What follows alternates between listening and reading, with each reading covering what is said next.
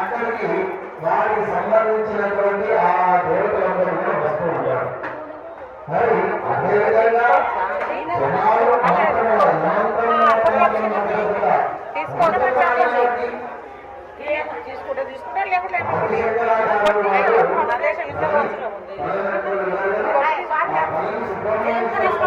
కూర్చొని ఆక సదాబాల రూప వివిఘ్నాతి అంత్రి అని స్వామివారి యొక్క భుజంగ స్తోత్రాన్ని పఠించడం జరిగింది స్వామివారికి. అలాంటి అన్ని కూడా చెప్పేటప్పుడు నమంత్రంలో మంత్రం నాకు స్వామి సుబ్రహ్మణ్యేశ్వర స్వామి నాకు మంత్రం రాదు, ఒక తంత్రం రాదు, ఒక శ్లోకం రాదు, ఒక కీర్తన రాదు, ఒక నీ నామస్మరణ తప్ప నాకు ఏమీ కూడా రాదు సుబ్రహ్మణ్యేశ్వర అని చెప్పి ఆదిశంకరాచార్యులు ఈ మంత్రాన్ని చెప్పడం జరిగింది. ఆదిశంకరాచార్యులు వారే అలాంటి నాకు ఏమీ రావు అంటే ఇంకా నేర్చుకోవాల్సింది ఒక పెద్ద సముద్రం. ఎప్పుడైనా సరే ఒక విద్యార్థి, ఒక మనిషి చనిపోయే వరకు నిత్య విద్యార్థి ఎప్పటికీ కూడా. ఎందుకోసం అంటే ఏదో రోజు ఒక కొత్త విషయాన్ని తెలుసుకుంటూ ఉంటుంటారు. ఒక కొత్త విషయం, ఒక ఇది కట్టారనుకోండి, కట్టిస్తున్నారనుకోండి మీ ఇంట్లో, ఇది ఎంత కొత్తలో ఉండాలో ఒక రోజు తెలుసుకుంటారు, ఇంకొక రోజు ఇంకొక విషయం, కొత్త కొత్త విషయాలు తెలుసుకుంటుంటారు. అదంతా కూడా విద్యనే. పూర్తిగా భక్తి శ్రద్ధలతో నీ ధ్యానం చేస్తేనే నాకు ఆనందము తృప్తిదాయకము నీ నామస్మరణ తప్ప నా దగ్గర ఏదీ కూడా లేదు అని చెప్పి చెప్తారు. దానికి ఆ సుబ్రహ్మణ్యేశ్వర స్వామి వారు ఆనందపడి గర్భాలయంలో నుండి బయటికి వచ్చి ఆదిశంకరాచార్యను పట్టుకొని లోపలికి వెళ్ళాలేదా. అంతటి వైభవపేతంగా కార్తీక భుజంగ స్తోత్రాలు రచించారు అక్కడ ఉంది. అలాగే చట్టాలు తగ్గినటువంటి యుద్ధాలు మనం ప్రోక్షణ అభిషేక కైంకర్యాలు వస్తున్నాం. ఇంతటి కష్టమంటే నేను ఎంతో వైభవపేతంగా వర్ణాన్ని మంత్రాలు కూడా జరిగింది. మీ అందరికీ కూడా చూసుకుంటే ఒక చిన్న విషయం కావచ్చు. వాటి గురించి ఎక్కువ సంతోషం మీకు ఉందో లేదో తెలియదు, కానీ అలా రావడం అనేది చాలా గొప్పదైనటువంటి విషయం అన్నది, చాలా గొప్పది. అంత విశేషభరితమైనటువంటి పూజా విధానాన్ని మనం అందరం కూడా చేసుకున్నాం. అలాగే యంత్రానికి కూడా పూజా విధానాలు చేసుకున్నాం. ఇలాంటి భక్తి శ్రద్ధలతో స్వామివారి ఆవాహన రేపు సాయంత్రం వరకు పడిపూజ వరకు ఇంతే భక్తి శ్రద్ధలతో పిలిచి మరీ ఇక్కడ శబరిమలను పిలిచి మరి ఇక్కడ ఇల్లు కట్టి ఆయన కూర్చోబడుతున్నాం.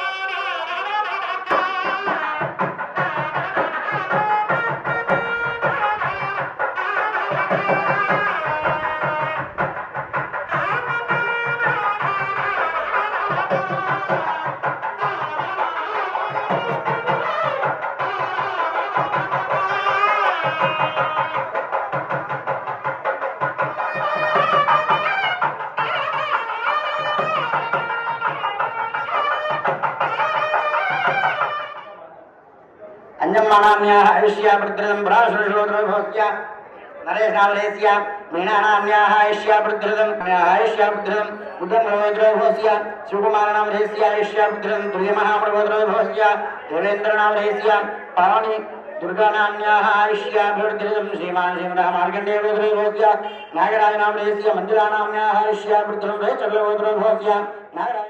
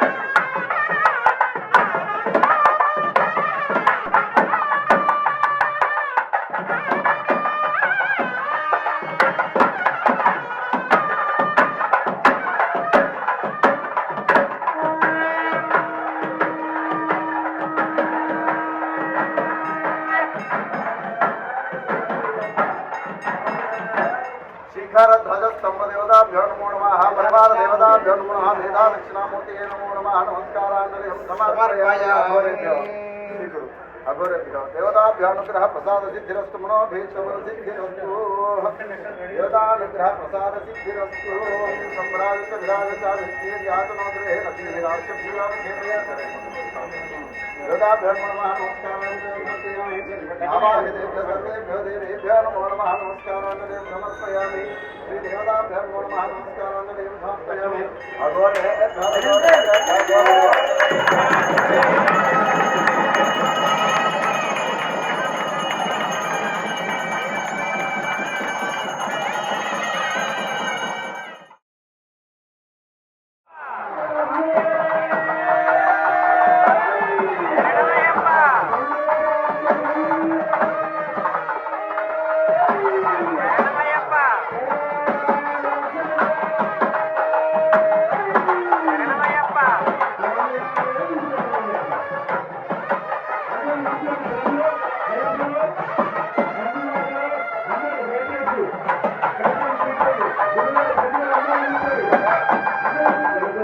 చూసి నమస్కారం చేసుకొని స్వామివారికి అనుగ్రహం ఉండాలి, భక్తి శ్రద్ధలతో ఉంటూ ఉండాలి. అందరూ కూడా చూడండి చక్కగా నమస్కారాంజనం శ్రీ గురువు ధనాభావన చేసుకోండి. అందరూ కూడా దర్శన భాగ్యం చేసుకోండి. అందరూ కూడా మీరు తీసుకొచ్చిన అన్ని కూడా ఎవరైనా ఉన్నట్లయితే దిక్కి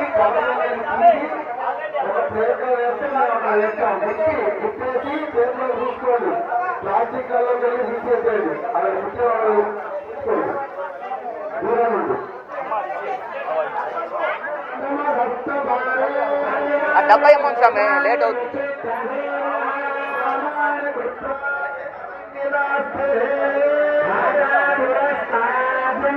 ముందే పెట్టుకోవాలి.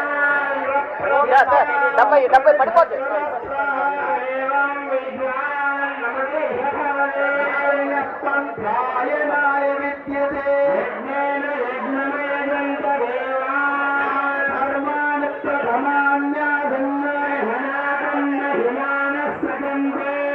పూర్వే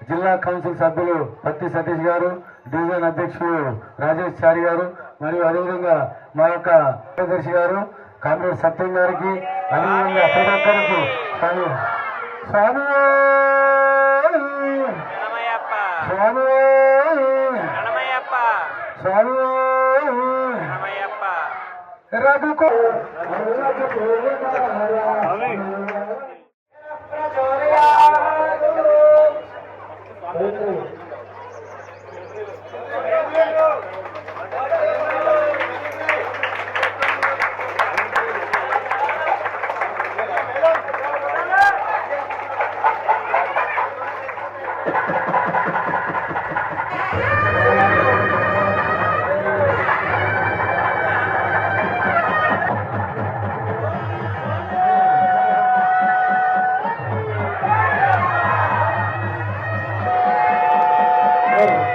శరణమయ్యప్ప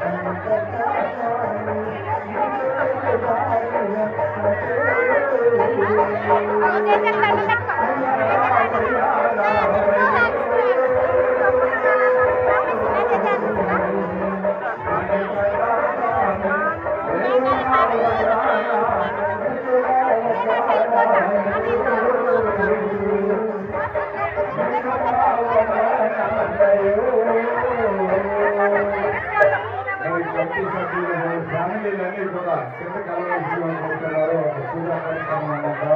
అంచేత మరి అన్నదాన కార్యక్రమం ఉన్నది. అలాగే ఈరోజు సాయంత్రం మళ్ళీ పరిపూజ మహోత్సవం, ఫస్ట్ పరిపూజ మహోత్సవం, మరి నాట్య భజన కార్యక్రమం ఏర్పాటు చేసుకుంటున్నాం. సాయంత్రం 6 గంటల నుంచి మరి ఇక్కడ పరిపూజ మహోత్సవం, మరి అల్పాహార కార్యక్రమం, ఎటువంటి అల్పాహార కార్యక్రమంలో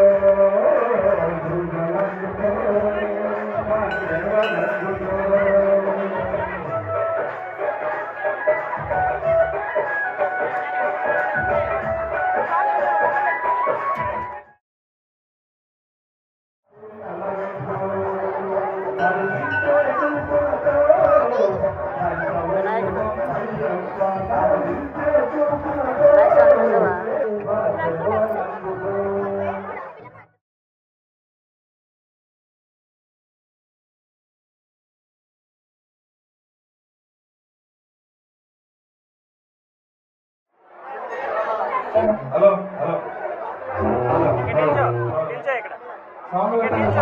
నిల్చో ఇక్కడ